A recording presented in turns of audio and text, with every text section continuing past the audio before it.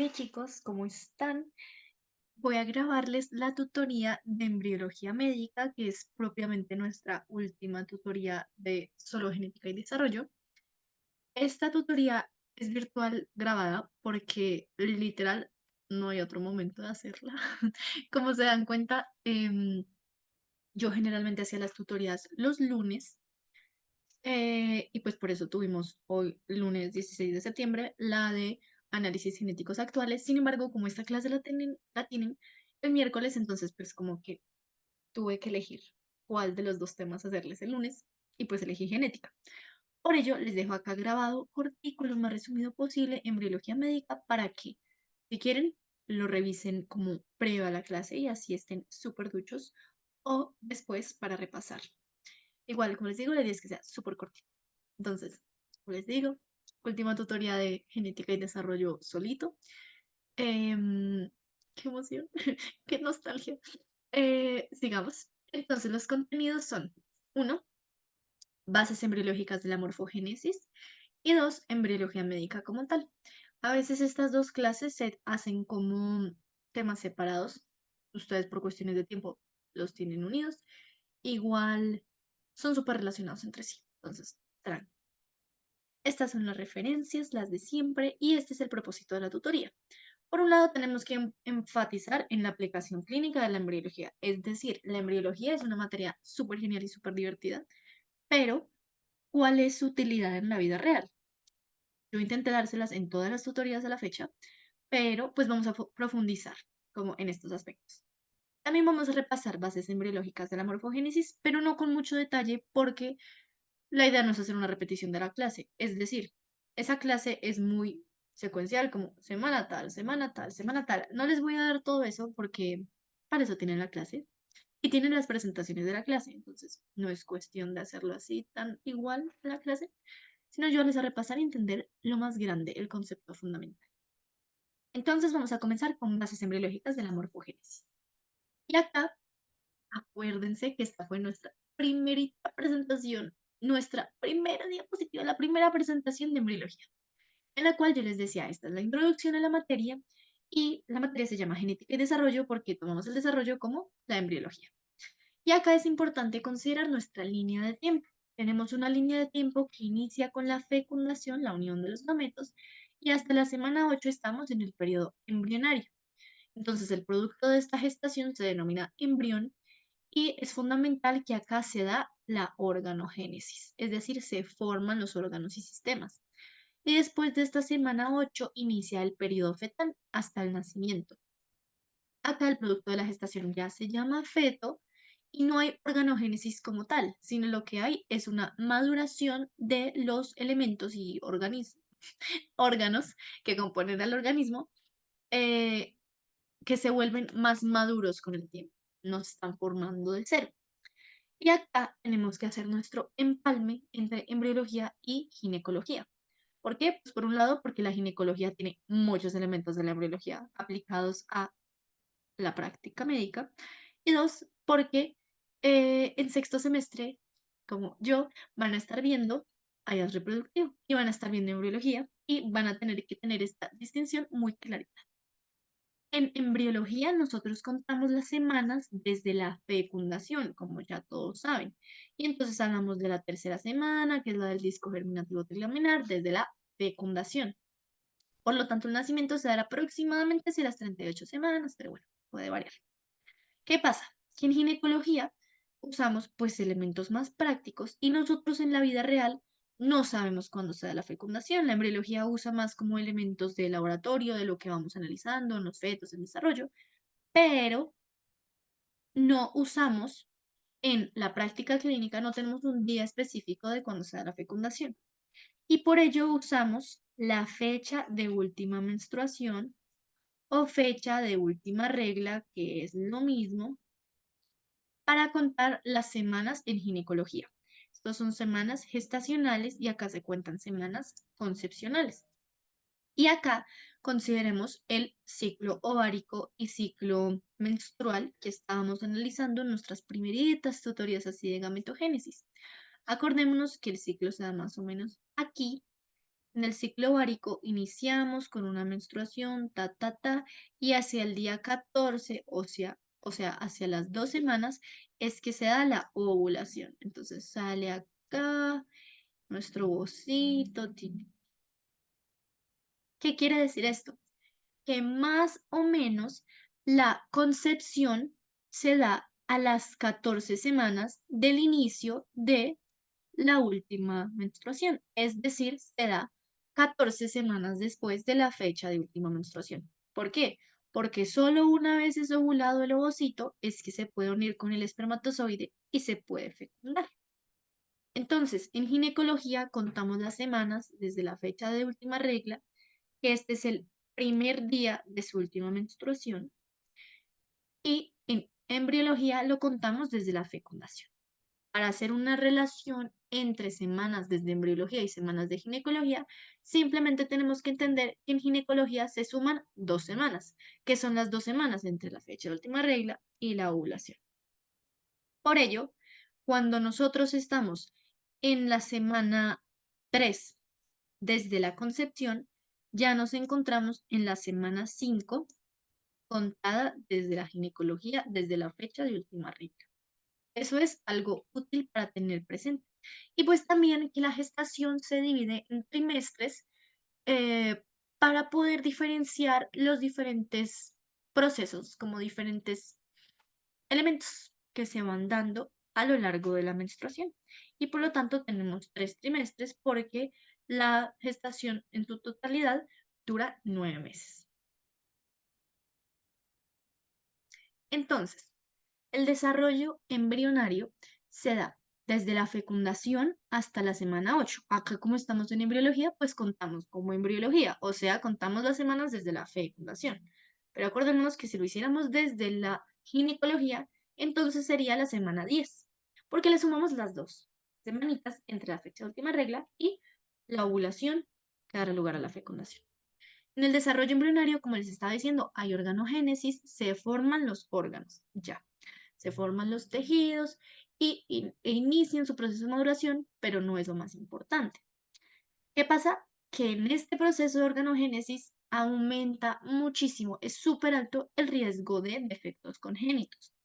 Es decir, que muchísimos elementos pueden redundar en que el feto después, o sea, una vez entre, digamos, a un periodo fetal, muchísimos elementos pueden generar defectos congénitos, que son defectos con los que nace el bebé. En el desarrollo fetal, entonces, pues ya sabemos qué es lo que va después del desarrollo embrionario. Y este se va a dar desde la semana 9, desde la fecundación hasta el nacimiento. Vemos de manera fundamental, esto es la longitud craneocaudal del bebé y este es su peso. Y un elemento pues, que no tiene que llamar mucho la atención es cómo en estas semanas el bebé pesa solo de 10 a 45 gramos. Nadita, nadita. Pero después al nacer ya pesa aproximadamente 3.000 a 3.400 gramos, es decir, pesa mucho más. Quedemos en un feto de 9 semanas, que es el que les muestro acá. Por un lado vemos que se ve un poco como un alien, tiene un gran tamaño de la cabeza en comparación con el resto del cuerpo.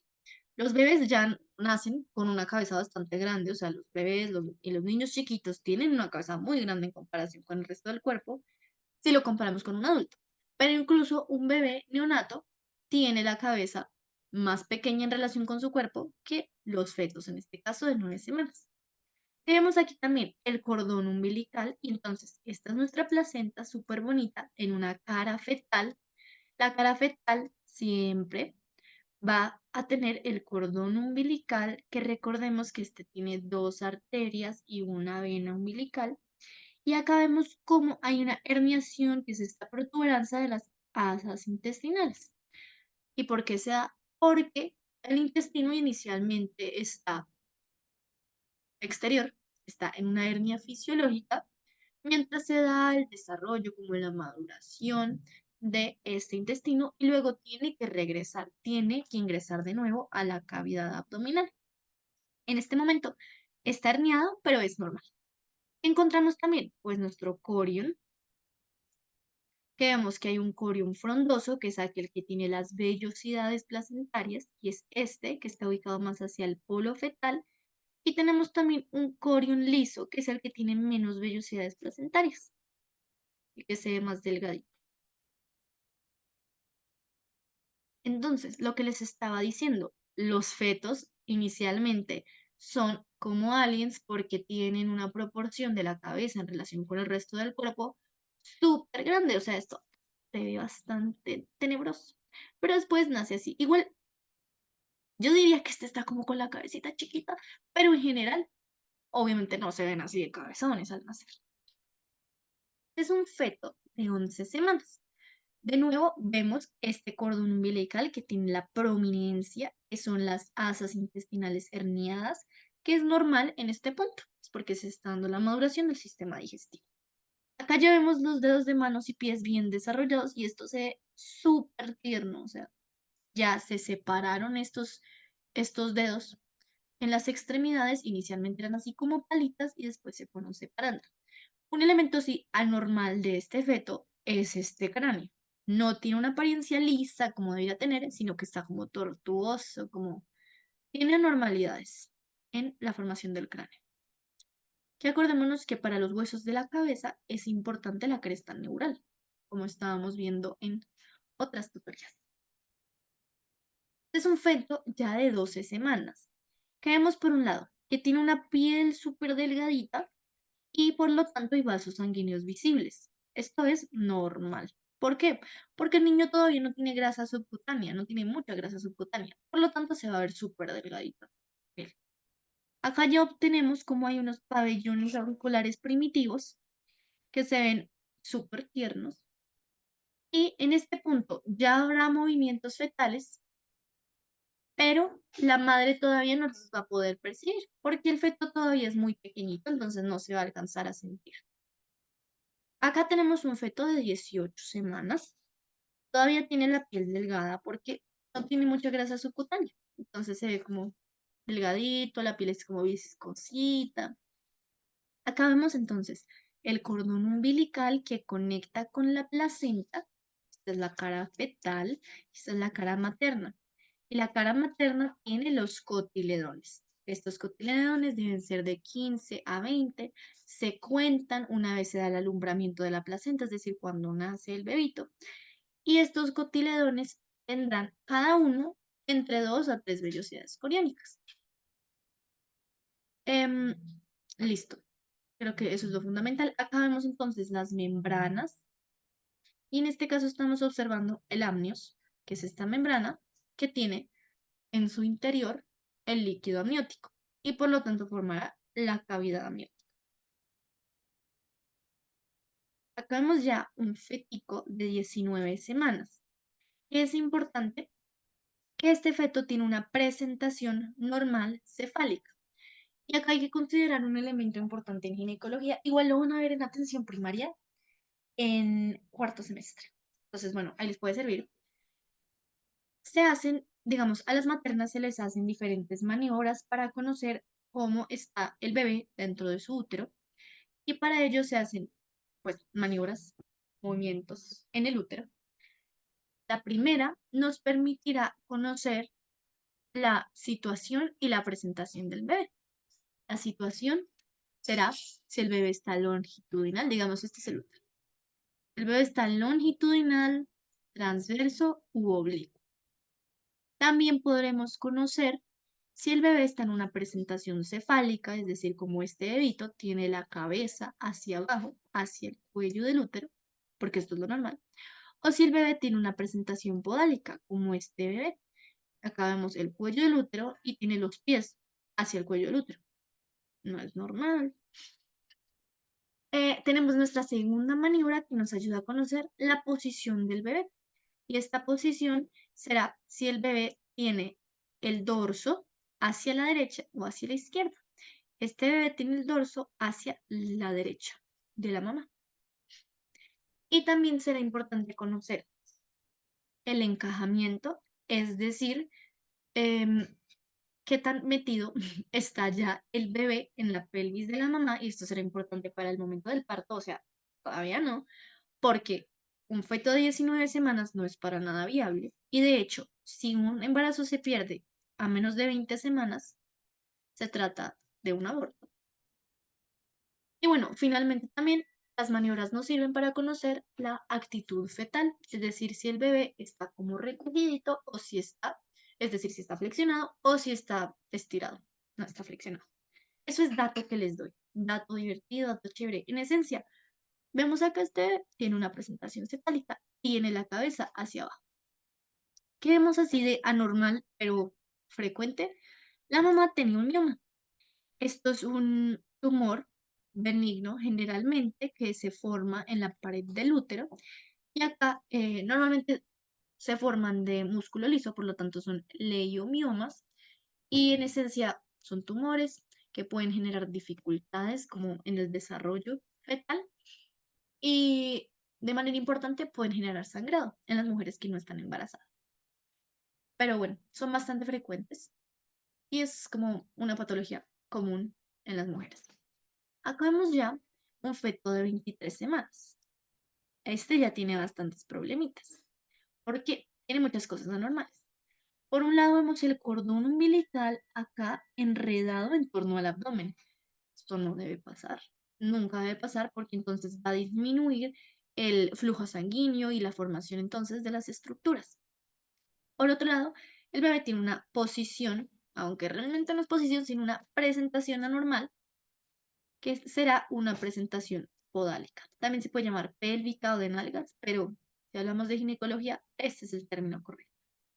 Tendrá una presentación podálica.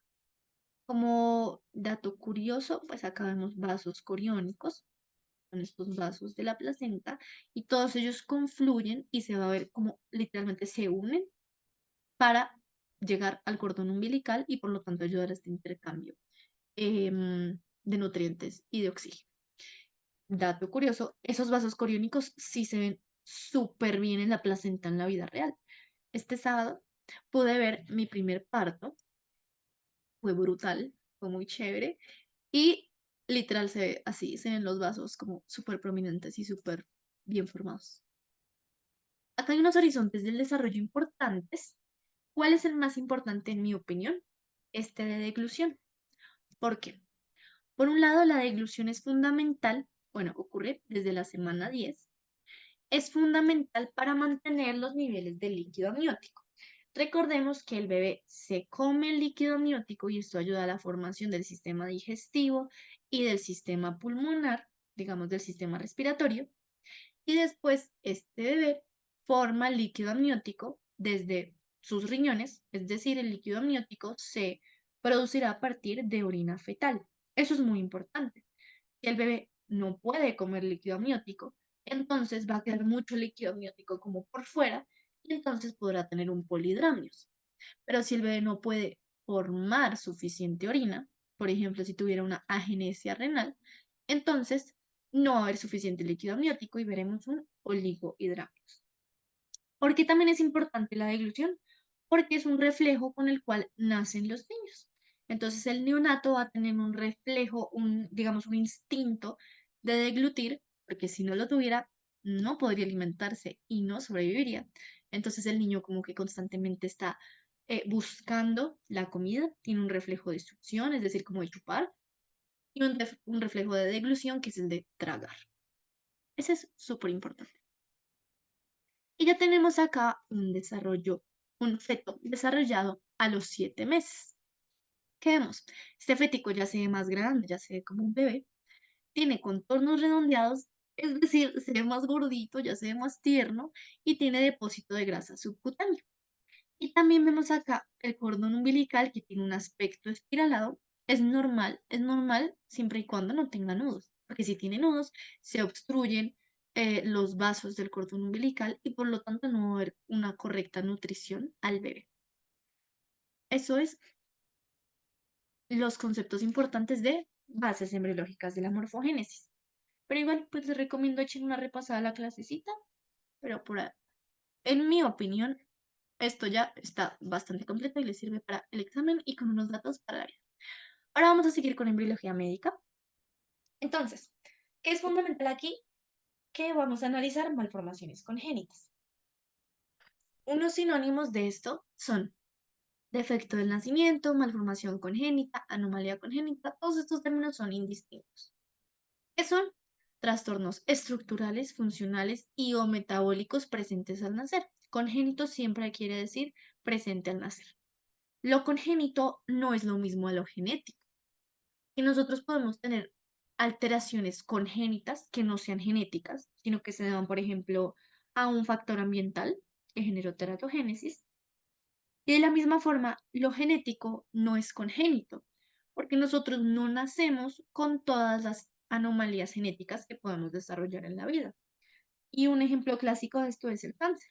En el cáncer se encuentra un montón de alteraciones, de mutaciones somáticas, que no son congénitas en su mayoría, sino que son desarrolladas con el paso de los años. ¿Qué disciplinas estudian estas anomalías congénitas? La teratología y la dismorfología. Y si se acuerdan, yo les había dicho que la teratología es la ciencia que estudia la formación de los monstruos, porque terato es monstruo, o sea, es un término horroroso, pero que sirve para acordarnos. ¿Por qué es importante estudiarlos? Como siempre, porque generan mucha morbilidad y mucha mortalidad. Se encuentra que estas malformaciones congénitas están en cerca del 3% de los nacidos vivos, eso sin contar todos los que no nacieron vivos.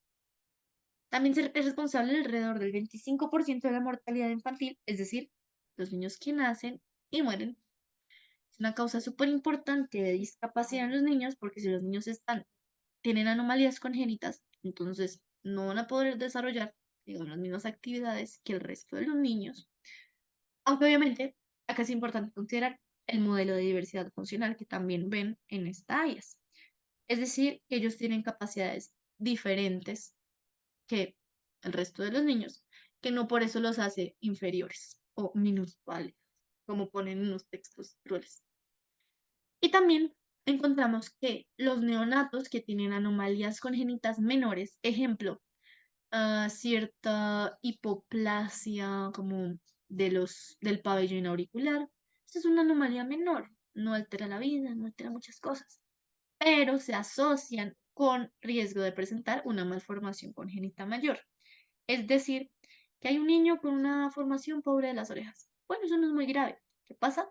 Que se puede asociar con malformaciones cardíacas. Eso sí es muy grave. Eso sí puede matar. Tenemos diferentes causas de malformaciones congénitas que ustedes ya deben estar, pero hasta aquí de estos términos, pero son útiles. La mayoría se dan por elementos multifactoriales. Y ustedes siempre van a pensar, multifactorial es la interacción entre muchos genes y el ambiente. En este caso, muchos genes y el ambiente teratógeno.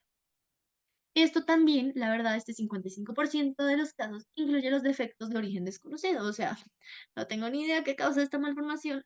Supongo que es multifactorial. El segundo, digamos, elemento, causa de malformación congénita son las genéticas. Y acá tenemos por un lado las anomalías cromosómicas, ejemplo, trisomía 21, y también mutaciones monogénicas. Y acá tenemos, pues la verdad, muchísimas. Todas aquellas que veíamos en herencia mendeliana.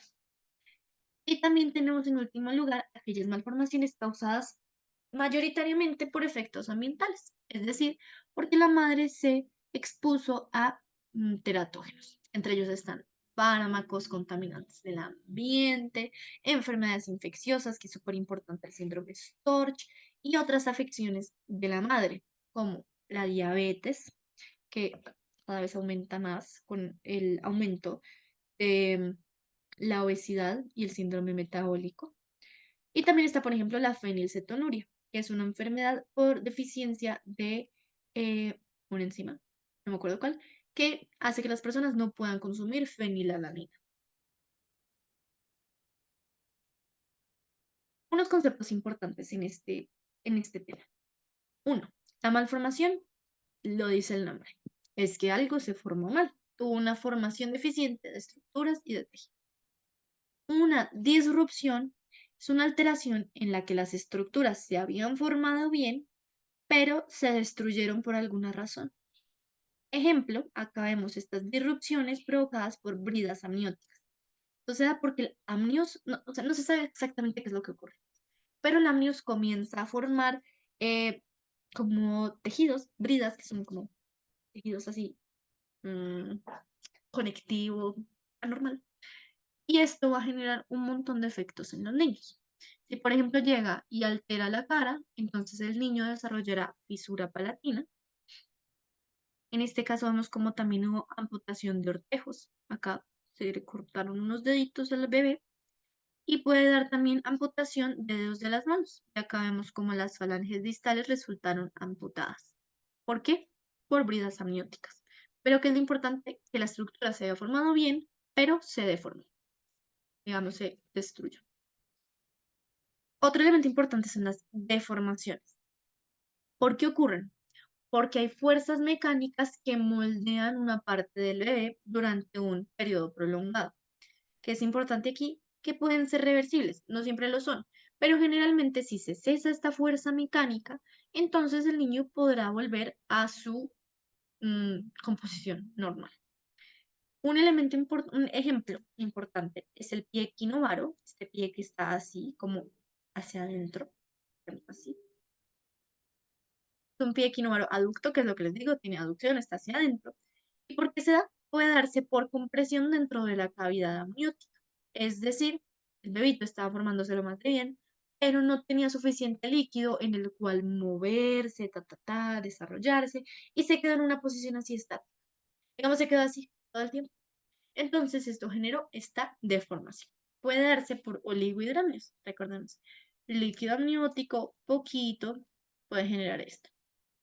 En la clase también les mencionan las displasias, que son estas malformaciones que se dan por deficiente relación entre tejidos y, digamos, entre tejidos en general.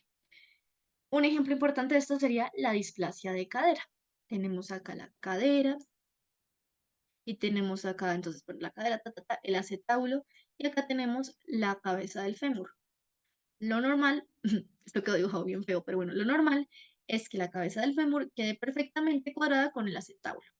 Pero si por alguna razón hay una relación deficiente entre estos tejidos y, bueno, propiamente como estructuras, entonces podemos tener niños que tienen displasia de cadera, que no une correctamente la cabeza del fémur con el acetábulo, y por ello tendremos que tomar medidas porque pues tendrán anomalías congénitas. También hay que considerar lo que es un síndrome y lo que es una asociación. Son conceptos parecidos, pero no iguales. Un síndrome es un grupo de anomalías que ocurren juntas, como también hemos visto en genética, son signos y síntomas de una enfermedad que tiene una causa común específica y generalmente conocida. En cambio, una asociación es una presentación de dos o más anomalías que se presentan juntas, digamos con cierta frecuencia, pero cuya causa no se identifica. Y un ejemplo es esta asociación bacterial, no sé cómo se diga, pero bueno, se unen muchos elementos, digamos muchas malformaciones que generalmente se dan juntas, pero no se sabe por qué se dan juntas. Bacterial se da, es un acrónimo, ¿sí? De acrónimo de distintos elementos. Por un lado, anomalías en las vértebras, atresia, es decir, no formación anal, defectos cardíacos, fístula tráqueo-esofágica, es decir, que se va a conectar la tráquea y el esófago, porque acordémonos que ambos son derivados del endodermo. Bueno, tráqueo-esofágico, anomalías renales y también defectos de las extremidades. Extremidades es L en inglés, limbs. Entonces, todas estas anomalías que se dan juntas, pero no sabemos por qué. En teratología tenemos distintos principios. Hay que considerar que hay distintos factores que determinan la capacidad de X agente, de lo que sea, para producir defectos congénitos, es decir, para hacer terapia. Uno, la susceptibilidad. Siempre que escuchemos susceptibilidad, pensaremos en una herencia multifactorial. Y acá pensaremos entonces en la acción de múltiples genes que dan susceptibilidad a una enfermedad, pero no son suficientes para que se dé la enfermedad. Entonces, esta susceptibilidad depende del genotipo del producto de la concepción, o sea, del bebé, y de su interacción con el ambiente. Lo ya más se conoce. Pero acá también es importante considerar el genoma de la mamá, Por ejemplo, si tiene un metabolismo de los fármacos alterado por alteraciones farmacogenéticas. Digamos, una paciente que es metabolizadora lenta para warfarina. Por un lado, pues la warfarina ya es teratógena. Pero si además la mamá es metabolizadora lenta, entonces tendrá mucho tiempo la warfarina en el organismo y así es más probable que llegue la warfarina al bebé y cause defectos congénitos. Y otro también importante es que el genoma de la mamá puede determinar cierta resistencia a las infecciones y por lo tanto puede hacer que sea más o menos susceptible a X infección. También hay que considerar que la susceptibilidad a la teratogénesis varía según la etapa del desarrollo del embrión. Ojito que igual ninguna etapa es segura. Todas las etapas pueden ser susceptibles a que se den defectos congénitos, pero la susceptibilidad varía según la gente y la etapa. En tercer lugar, las manifestaciones dependen de la dosis y de la duración de la exposición. Eso tiene mucho que ver con medicina salud ocupacional, en las cuales también se habla mucho de la exposición medida en dosis, es decir, recibió la mamá, mm, pónganle 500 miligramos de warfarina, una cosa loca, y duración. Recibió estos 500 gramos de warfarina por 30 días. Eso sería una locura. Em, en cuarto lugar, tenemos que los teratógenos tienen distintos mecanismos que desencadenan la embriogénesis anormal. Entre estos está, por ejemplo, inducción de apoptosis, alteración de la señalización molecular, etcétera, etcétera. Finalmente, estas malformaciones tienen muchas manifestaciones. Bueno, estas, digamos, estos efectos teratógenos tienen muchas manifestaciones. Entre ellas, la más grave, pues la muerte. Es decir, los agentes pueden producir la muerte de los bebés, pero también pueden dar malformaciones congénitas, retraso del crecimiento intrauterino, es decir, el bebé nace con un peso muy bajito, menor a 2.500 gramos, y también trastornos funcionales. Un trastorno funcional es aquel en el que no se encuentra nada anatómico o histológico alterado, pero hay una función anormal de X sistema. En agentes infecciosos, que es súper importante, Storch. Sépanse de una vez Storch porque pues les va a servir. Igual uno, digamos a mí me pasaba. Yo me lo memorizaba, se me olvidaba. Me lo memorizaba, se me olvidaba. Pero bueno, con el tiempo uno se le pega. S de sífilis, de toxoplasma o de otros, por ejemplo, clamidia. R de rubeola, C de citomegalovirus, H de herpes. Eso es lo que tienen que saber. Hay otros que también se relacionan con defectos congénitos, pero esos son de los más importantes. Y también en las embarazadas se les hace este panel de Storch para conocer, pues, cómo están, si están infectadas, si estuvieron infectadas y así. Otro importante es el virus del Zika, que si recordamos a eso de 2015-16 hubo un brote, una epidemia de Zika en Colombia y esto generó un aumento muy elevado de microcefalia en los bebés. Son bebés que nacen con la cabecita chiquitica y pues también entonces tienen un desarrollo deficiente del el encéfalo. Acá vemos como los niños también tienen piel redundante en el cuero cabelludo porque se formó bien la piel, pero no se formó bien el cráneo. Entonces queda ahí como sobrando. Y bueno, acá vemos algunos de los efectos de estos teratógenos. Mm, todos son importantes, pero no se tienen que memorizar ningún ni nada así. Por ejemplo, en la sífilis, cuando es congénita, pues se llama sífilis congénita y puede dar, por ejemplo, déficit cognitivo. Hay también medicamentos y agentes químicos que son teratógenos. Hay muchísimos. Uno de ellos y los más conocidos es la talidomida. Era un medicamento que se usaba para eliminar las náuseas y también se usaba como somnífero. Si se usaba para eliminar las náuseas, entonces lo usaban muchísimo las embarazadas, porque las embarazadas les dan muchas náuseas, especialmente en el primer trimestre. El problema es que también este primer trimestre es súper susceptible a teratógenos y se comenzaron a ver muchos casos de niños con amelia, es decir, A es no, y melia son extremidades, o sea, sin extremidades, con meromelia y con focomelia. Y acá es lo que vemos en estas imágenes, Tenemos niños con focomelia que tuvieron anormalidades en el desarrollo de las extremidades superiores. Se les formaron correctamente, bueno, correctamente las manos, pero no los segmentos proximales de las extremidades superiores. Muchísimos medicamentos teratógenos, muchos más que estos que les muestro, pero ¿cuáles son algunos importantes en mi opinión? Uno, los anticonvulsivantes, van a verlos en neuro y son súper teratógenos. Por eso hay que considerar mucho que se le prescribe a una mujer joven en edad fértil y que tiene epilepsia, porque son muy teratógenos. Y unos ejemplos de estos son la fentoína y el ácido valproico. El ondansetron es un medicamento que se usa para reducir las náuseas. Entonces, pasa un poco como con la talidomida. Se usa para las náuseas, pero genera malformaciones congénitas, o sea, no se puede usar en las embarazadas. Además, no está indicado como en otras causas de náuseas y vómitos. Otros importantes, los opioides, porque hay un gran uso de opioides por un lado, en la comunidad médica, digamos, como de manera prescrita y correcta, pero también hay abuso de opioides en la sociedad. Una serie chévere para eso se llama Painkiller. Posiblemente se la recomienden en músculo esquelético en cuarto semestre. Se las recomiendo desde ya si les gusta. Es sobre la crisis de los opioides en Estados Unidos, que genera gastrosquisis, entre muchas otras cosas. Y la gastrosquisis se da porque los intestinos salen de la pared abdominal.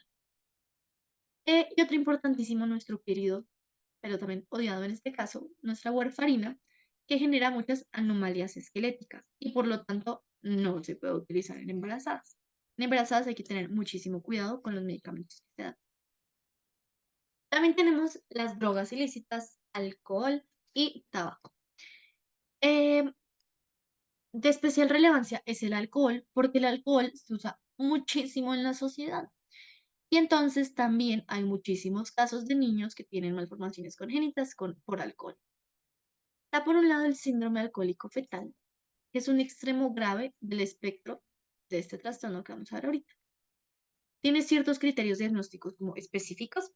Entre ellos está la disminución del crecimiento intrauterino, la disminución de la circunferencia cefálica, es decir, un microcráneo, y también características faciales específicas, entre las que está el desarrollo deficiente del filtrum, aquí, un labio superior fino, depresión del puente nasal y también nariz pequeña, que vemos en esta niña.